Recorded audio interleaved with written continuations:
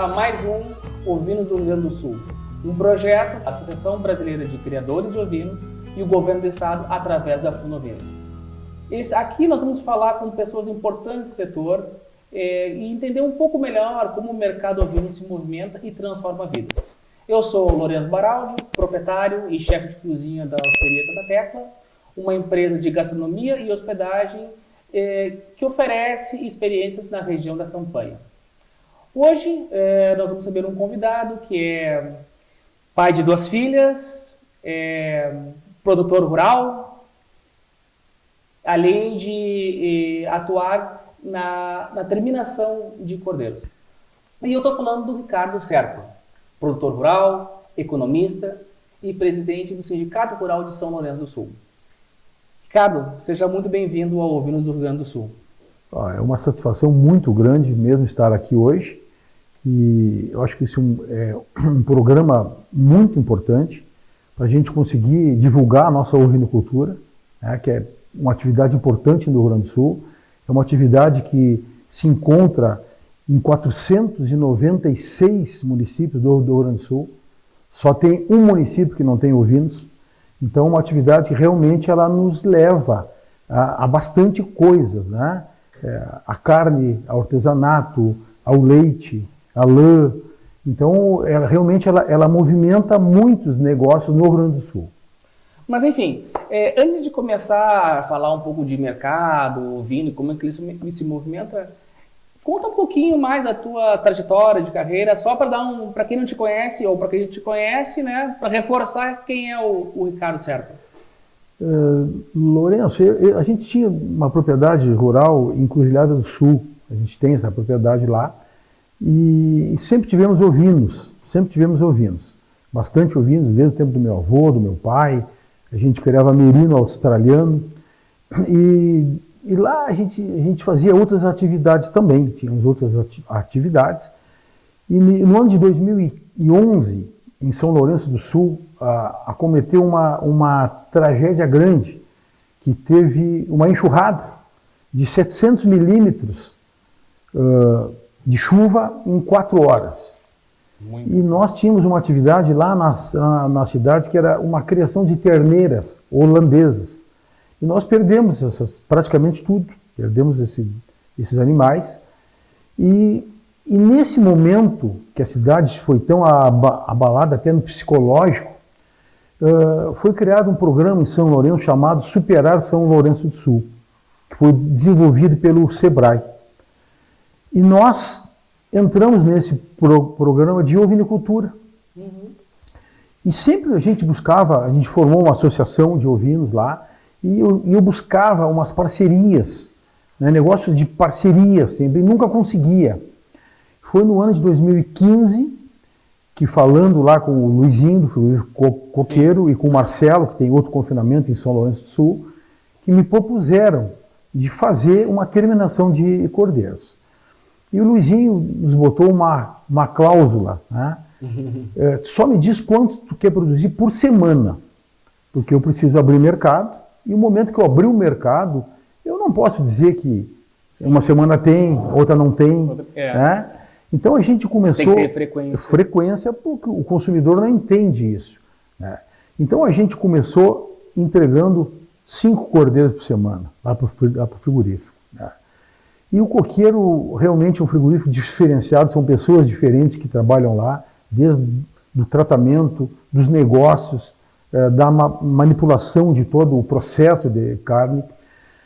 E nós fomos aumentando esse volume, construímos um confinamento em 2017, e após isso a gente passou a mandar 30 cordeiros por semana para eles. E depois de 2020, 19, entrou um loteamento do lado do confinamento. E eu e a Rossanda pensamos, o que a gente faz? Vamos procurar outro lugar para fazer outro ou vamos parar? E a gente resolveu a seguir em frente. Sim.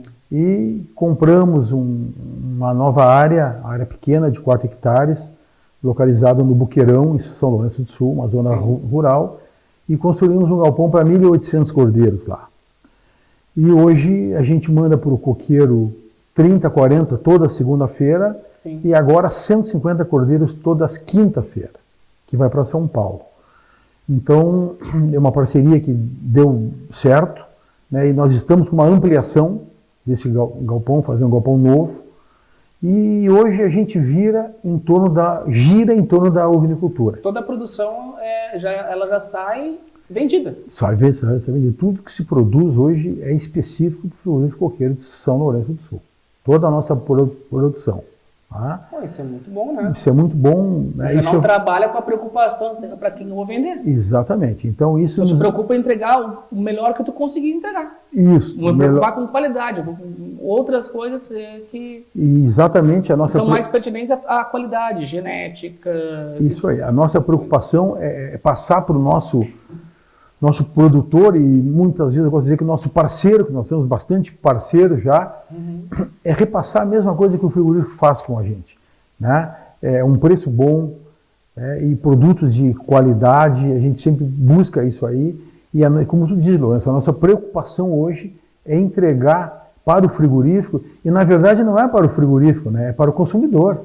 Sim. Essa exigência não é nossa, não é do frigorífico. O consumidor que está exigindo hoje um produto melhor, de melhor qualidade. E a ovinocultura gaúcha tem esse potencial, e ela pode entregar esse potencial de carne de qualidade, e não interessa a raça. E como é que tu vê esse mercado ovino agora, essa movimentação? Em termos, não sei se dá para perguntar em número, porque o número é muito preciso, a gente estava até conversando antes, né, de começar o programa, é muito complicado, é mais delicado falar em números, né? É muito delicado falar em números, mas assim tem coisas que a gente pode afirmar. Né? A gente pode afirmar. Eu acho que a ovinocultura gaúcha, principalmente, ela por muitos e muitos anos, e por que não dizer décadas, ela sustentou as nossas propriedades rurais.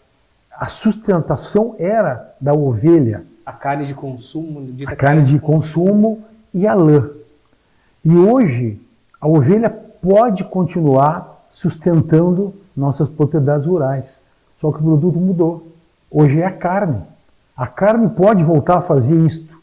Dar aquela garantia de um dinheiro firme, porque o mercado está em expansão. O mercado da carne está em expansão. Pode dizer, então, que tem uma procura significativa pela carne de cordeiro?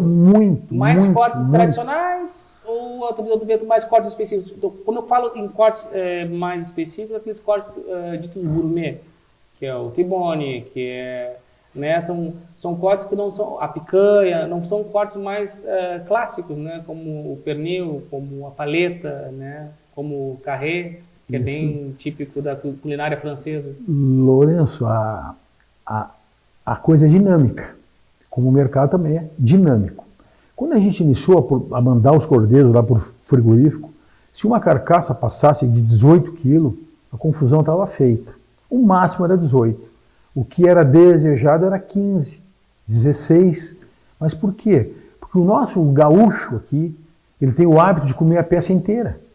Ele não tem o hábito, não tinha esse hábito de fracionar.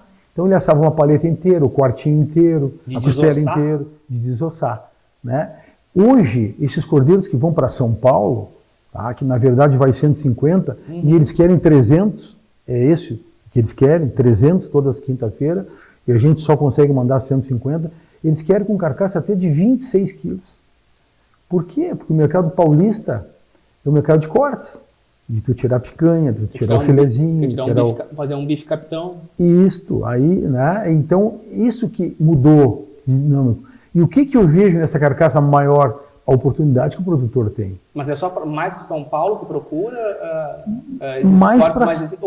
O público gaúcho ainda oferece uma certa resistência para esses cortes? Já não tanto nos 18. Nós podemos já passar essa carcaça um pouco mais, a 20, 21, né? Talvez o mercado que o coqueiro atinja seja o mercado de corça ainda, né? Uhum. Mas, claro, tu sabe bem que também já temos nossos chefs desenvolvendo pratos fantásticos, que é onde vai entrar esse corte do cordeiro, né? Mas São Paulo é quase que uma exigência que seja de carcaças grandes, novas e grandes, né? E muito se discute também, assim, sabor de carne, sabor disso, sabor Essas são daquilo. as exigências que os frigoríficos impõem? Não, não. A gente tem uma pesquisa que o consumidor tem a principal exigência dele, qual é? A maciez. É isso que é o principal. Por quê? Porque quando um cordeiro ele é desenvolvido por um chefe... É que hoje, né, maciez, acho que não dá nem para dizer, né, é o mínimo, né? Se o cara não tiver uma carne macia, tu fecha as portas, nem... Exatamente, né? Mas então isso... É quase que padrão, né? Quase que padrão. Essa é a primeira exigência que o consumo tem. Por quê? Porque quando é desenvolvido hoje um chefe, o chefe ele dá aquele toque final. E como é que é o toque final? E tu sabe muito melhor. Nós colocamos uma geleia, nós colocamos um alecrim, nós colocamos um vinho branco, né? Então o sabor da carne fica muito... tu consegue equivaler a todas, entende?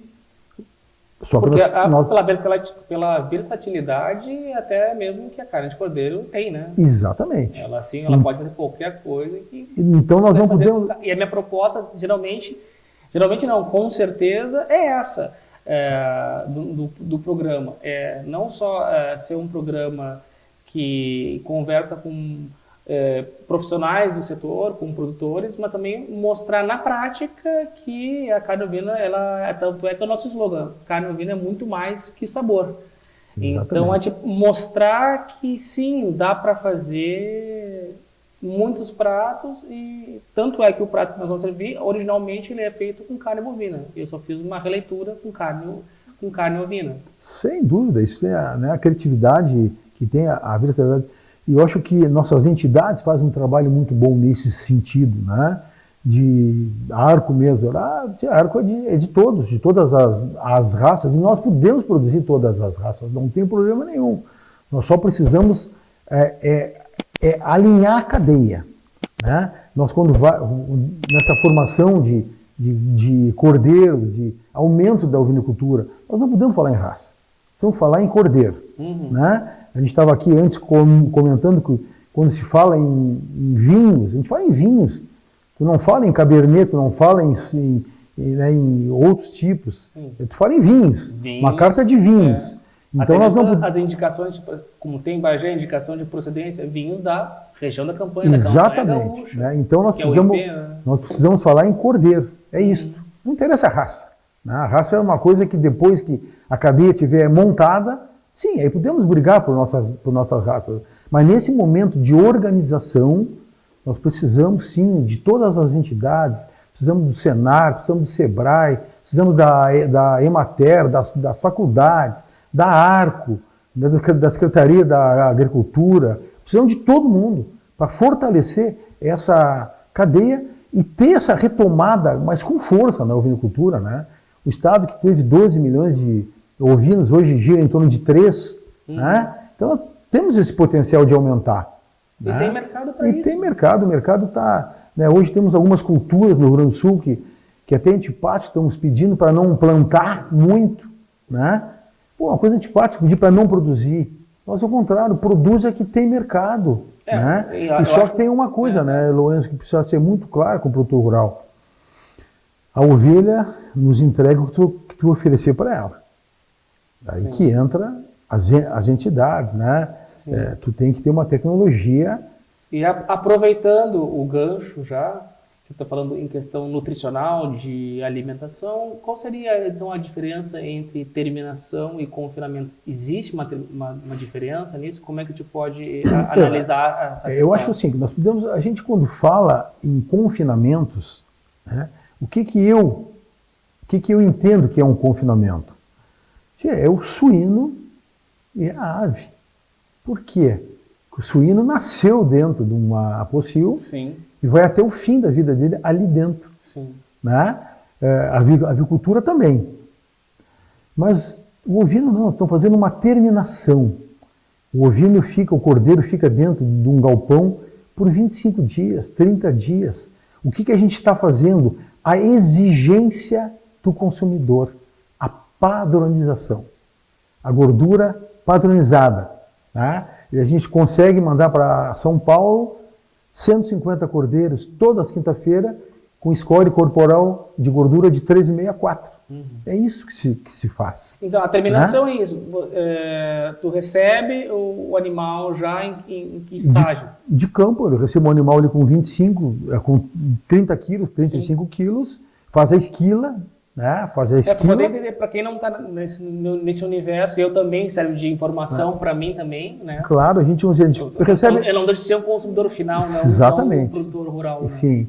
Então a gente recebe esse animal de todos os lugares do Rio Grande do Sul, de 25 a 35 quilos, lá são esquilados, separados os lotes, e os animais que vão chegando ao peso de 44, 45 quilos, com score corporal de 3,5 a 4, vão sendo liberados, né? Que normalmente fica em torno de 25 a 35 dias. Tá, a terminação é 25 a 35 dias num galpão. Um baia. Exatamente. E a alimentação? A alimentação é base porque a gente não abre mão desse ruminante, né? Então nós usamos lá uma dieta com feno. Então o animal continua comendo milho concentrado e feno. Então ele tem a ruminação normal, então a alimentação é uma alimentação energética e proteica para ser rápido. E isso difere da estação do ano, porque de repente não tem essa questão do milho ser no verão? Não. Produzir uma fermentação maior, alguma coisa assim? Não difere, não tem, é sempre a mesma alimentação o ano inteiro, sempre usada essa mesma alimentação, e o confinamento lá, a terminação, ela roda o ano inteiro, né? O ano inteiro, não para nunca. Então a gente tira cordeiro semanalmente e entra cordeiro semanalmente, né? De todo o Rio Grande do Sul. É bem interessante essa questão de poder explicar, né? Até para as pessoas entenderem do que se trata essa questão de não só genética, mas de onde vem o histórico, né? Pode dizer uma rastreabilidade, né? Isso a gente lá tem o controle, né? A gente hoje não estuda animais, indivíduos, né? A gente faz estudos por propriedades, para a gente saber quais são as propriedades que produzem melhor, os animais melhores, que tu consiga pagar mais, e pela propriedade dos animais que vêm em lotes, né? Então isso nos permite ter algumas avaliações nesse sentido. E assim, né, Lourenço, a gente fala muito na sazonalidade. Com esse negócio da terminação, isso acaba, né? Porque animais têm o ano inteiro. Uns animais mais novos, como nós temos agora, recebendo animais de 3 meses, 4 meses, e como chega lá mais para o final do ano, do meio do ano, que chega animais com 10 meses, 12 meses até, né? Tu consegue manter essa frequência, essa rotatividade de produção? Pelos diferentes processos produtivos que o produtor rural tem. Produtores com mais tecnologia tiram animais com 3, 4 meses. Produtores com menos tecnologia tiram animais com 10 meses, 12 meses, que são cordeiros. Ainda animais com dente de leite. Né? Dente de leite. Dente de leite. Né? Novinho ainda. Novinho. Né? Existe uma preferência por esses mais novos, imagino eu. Sim, isso lá no coqueiro nem é preferência, é uma exigência. Animais que tenham 2 dentes não são abatidos mais por lá. Por uma questão de consumidor. Mas relacionada à intensidade de sabor? Não. Por não ser um animal mais velho, vai ter um gosto, vamos dizer assim, um paladar mais intenso? Muito mais pela textura da carne. Muito mais pela textura. De maciez da carne, né? Então, por isso essa idade, quanto mais nova, melhor. Tá? O que quer dizer que ainda com a questão da genética, pode ter animais mais novos. Com certeza. Com maior peso. Exatamente, é bem isso aí. Porque essa é a equação, vetorial, botando um vetor, é a equação ideal. Genética e nutrição. Esses são os 2 fatores que... Novo e com peso, para poder tirar cortes específicos, como um tibone, alguma coisa assim, a picanha. Porque para ti mesmo, como um chefe, né, pegar um cordeirinho de 13, 14 quilos, é difícil de fazer um corte, né? Fica difícil, né? Tirar um carrezinho. Vai começar a pensar em vender talvez uma paleta ou um pernil inteiro. Isso.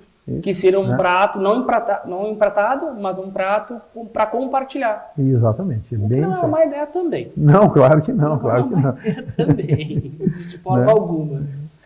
Então, eu gostaria de acrescentar mais alguma coisa, porque eu acho que daqui a pouco te podia pegar e já ir, né, provar. Não, estou curioso para saber se tu vai gostar do... Não. É um prato de campanha, né? Não da nossa região da campanha, mas a proposta é essa, fazer pratos relacionados com a campanha, uma campanha da região da Borgonha. Nós vamos comer um bife bourguignon, que é um bife da região de Borgonha, né? Traduzindo literalmente. Então, antes de trazer, a gente poder fazer essa parte, a parte boa do programa, né? Que é poder degustar. Eu não sei se você gostaria de colocar mais alguma coisa que tu acredita que seja importante, que alguma coisa que eu tenha esquecido, alguma coisa que você gostaria de deixar nesse sentido. Não, só reforçando, né, que o mercado é infinito. Hoje o mercado é infinito e muitas vezes também, né, Lourenço, me procuram muito. Agora, nós estávamos lá em Lavras do Sul e recebi uma mensagem de um amigo e que o cara queria que a gente preparasse 5.000 cordeiros a cada 15 dias para mandar para o Canadá. Né? Isso é uma coisa impossível. Né? E sempre que falam em exportação, e muitas pessoas me procuram para exportação, eu sou totalmente contra a exportação. Por quê? Porque nós estamos formando uma cadeia ovina no Rio Grande do Sul. E nós precisamos manter todas as nossas plantas ovinas que tem no estado e no Brasil ativas e sempre aumentando. Se nós tentar exportar alguma coisa, poderá faltar aqui, né? E até mercado interno, e até desativar alguma planta dessa por falta de matéria-prima, né? E aí quebra a engrenagem. Aí quebra a engrenagem. Então, assim, eu sou totalmente contra a exportação, né? A importação é uma coisa que acontece por vários motivos, e os dois motivos principais que eu penso é a falta de produto aqui e quando o câmbio é favorável. Né? Quando o câmbio nos favorece, dólar baixo, tu busca animais fora. Convém né? Fora. Então, essas são as duas sempre os dois argumentos que se tem para importação. Né? Mas quanto à exportação, eu pessoalmente sou contra a exportação. Tá certo, então. Então, foi o seguinte, me dá licença, rapidinho, né? Eu vou ali, só finalizo o nosso prato e daqui a pouquinho eu volto pra gente poder degustar, tá ok? Tá ótimo, vamos ficar no aguardo, na expectativa. Tá ok.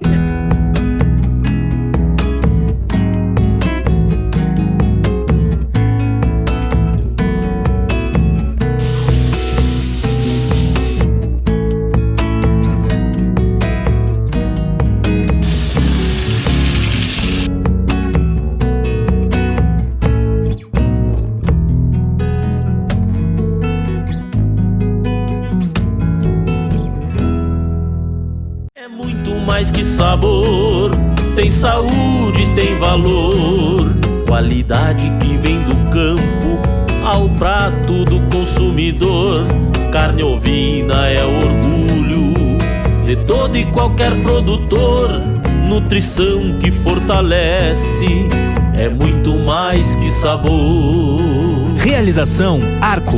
Patrocínio Governo do Estado do Rio Grande do Sul, Secretaria da Agricultura, Fundovinos. Pronto. Agora sim. Bom que a televisão nunca demora, né? Tá aqui nossa comida de campanha. Isso aqui, ó. Muito lindo. Muito lindo. Um bife bourguignon. Isso aqui é bem antigo mesmo. Isso aqui, olha, as informações começa na Idade Média, isso aí, 400 a 1400 depois de Cristo. Mas como receita mesmo foi pelo Augusto Escoffier, que é uma referência na gastronomia.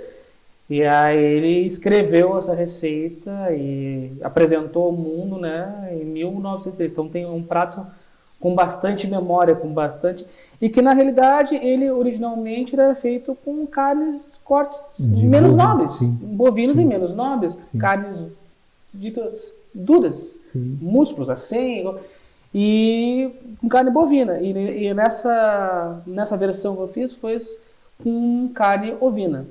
Não foi com uma carne, pelo contrário, foi feito com filé, o que foi com filézinho de cordeiro. Ou seja, o tempo de cocção é mais rápido, como a gente tem que agilizar, então vamos escolher o corte certo. Mas poderia ser com qualquer outro, poderia ser com qualquer outro corte do cordeiro, só que levar mais tempo. Nesse caso foi com filé, podia ser com lombo, podia ser... Claro, qualquer corte. Na realidade, minto, não, tinha filé e eu preferi fazer com lombo porque tinha questão de gordura. Dessa vez eu tinha variedade, eu só tinha filé, aí foi lá na câmera, não, tá saindo lombo, aí desossei, fiz com lombo. Que aí eu cheguei a sacanagem, acho que com filé seria para outro prato. E aí para acompanhar, depende muito, originalmente podia ser com purê de batata ou com pão, então como eram pratos de camponeses, eu achei mais coerente um pãozinho, uma baguete de uma padaria daqui de Bagé, que também faz com baguete da linha francesa, eu acho que tinha tudo a ver. Tudo a ver. Aí, ó. Deu pra pegar, bonito, dá pra pegar esse... Tá quentinho. Oh. Não dá bola, tá um monte de farelo na mesa, mas sinal faz é um parte, bom sinal. Faz parte, claro, claro. Sinal. Faz parte. É um bom sinal. É um bom sinal. Aí, ó. E aí, por que o pãozinho? Porque aí tu vai dar uma olhadinha no molho. Claro. Não, mas muito curioso o prato, né? Além de bonito. Sim, basicamente ele é carne, cogumelos, né? Champignon, cogumelo Paris e bacon e vinho. Então coisas que podem ser, vamos dizer, facilmente encontradas. Não o bife, o nome é bife bourguignon, não pode ser afrancesado, mas é uma carne ensopada, gente. Claro. É uma coisa muito simples, é comida de camponês. É só o nome que é pomposo, mas porque de origem do outro país. Não tem nada de tão assim. Tem complexidade de sabor, porque demora, eu digo, né? As coisas que demoram mais, elas geram maior complexidade de sabor. Mas vamos parar de falar? Eu acho que né, já. Né? Eu sei que eu falo bastante. E vamos ao que interessa. Muito curioso para experimentar. Muito bonito o prato. Aí por que do pãozinho, né, Lourenço? Claro. Né? Um pouquinho aqui. Um pãozinho. Pode pegar dois se quiser. Eu acho que seria um sacrilégio. Eu também acho. Né? Já vamos direto aqui no molinho para... Aqui. Vou fazer um aqui que eu sou perfeccionista. Não quero ver não gostei dessas gotas aí. Não gostei. Tô aqui, sei lá. E aí, o que tu achou? Conseguiu sentir? Maravilhoso. Dá para fazer com... Maravilhoso. Dá para fazer... Dá para substituir a carne bovina por ovina? Não, eu acho que vai ter que ser ao contrário, né? Esse prato com carne ovina ficou um sabor bem acentuado, né, da carne, né, com todos esses cogumelos. Cozinha de território, terroir. Muito bom, mas muito gostoso mesmo. E depois sola para vocês, tem bastante. Sem falar... Sim, se não der uma prova para a equipe dar ruim, né? Não, aí dá ruim. Tem que provar também. Mas, bom, o legal, acho que eu sempre gosto de falar que isso aqui, a comida acho que tem que ser boa, sim, mas é muito mais do que comer, né? É conexão, é contato, é aprendizado. A culinária une. Né? São pessoas, né, acima de tudo, né? Então... Eu acho que assim, é muito importante também, né, Lourenço, isto aqui, o que está mostrando que a carne de cordeiro não é só churrasco. Ela não é só assada.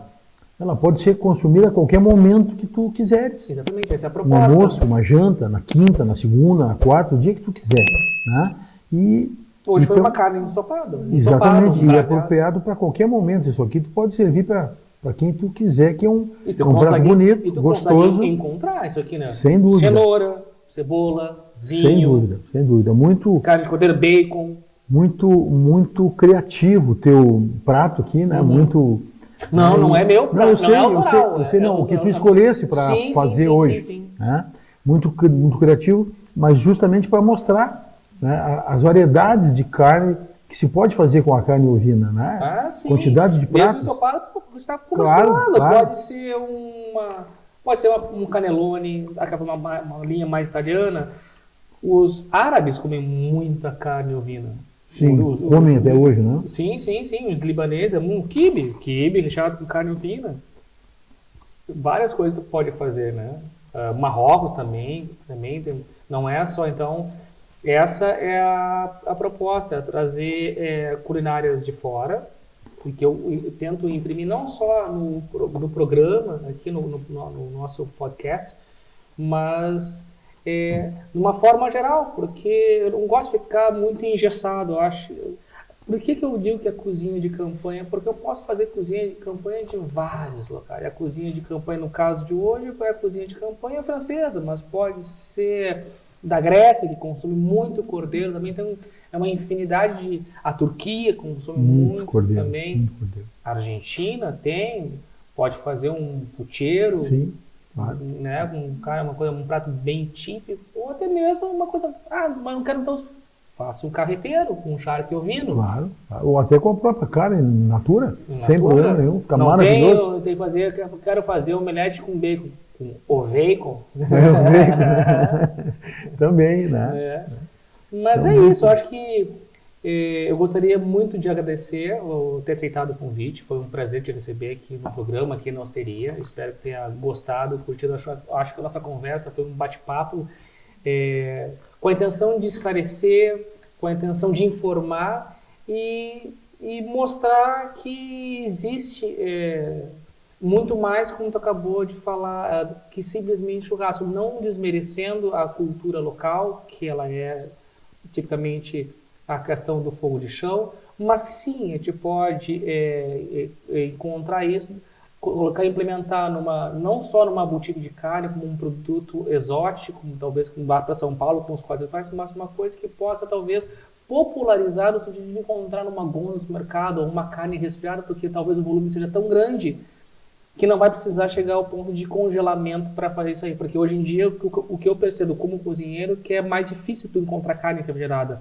por uma questão de rotatividade, né, e de conservação. Então, no momento que chegar e começar a encontrar carnes refrigeradas, perfeito, o volume está muito grande, então o pessoal está consumindo muito, então acho que é muito bacana. Eu deixo a palavra contigo. Em primeiro lugar, a gente tem que agradecer pelo convite, sempre é um prazer falar de cordeiro, de ovinos, né? Acho que temos que agradecer também cumprimentar toda a direção da Arco por ter lançado esse importante programa, né, de publicidade da carne ovina, e a ti também te cumprimentar por todo esse teu estabelecimento lindíssimo aqui. Muito obrigado. Né, muito bem cuidado, muito lindo, né, com o aspecto como foi sempre assim tradicional, né, muito arquitetura muito conservada, é tudo bonito, né, e o prato maravilhoso, né? Então, muito obrigado. Eu acho que é isso. Então, a gente pode finalizar com um tchim-tchim e dizer que nos sigam nos canais, aperta o sininho, se curtiu do conteúdo, acho que é importante dar um curtir, o like lá. E a gente fica até a próxima entrevista, até o próximo programa, tá ok? Muito obrigado e até a próxima.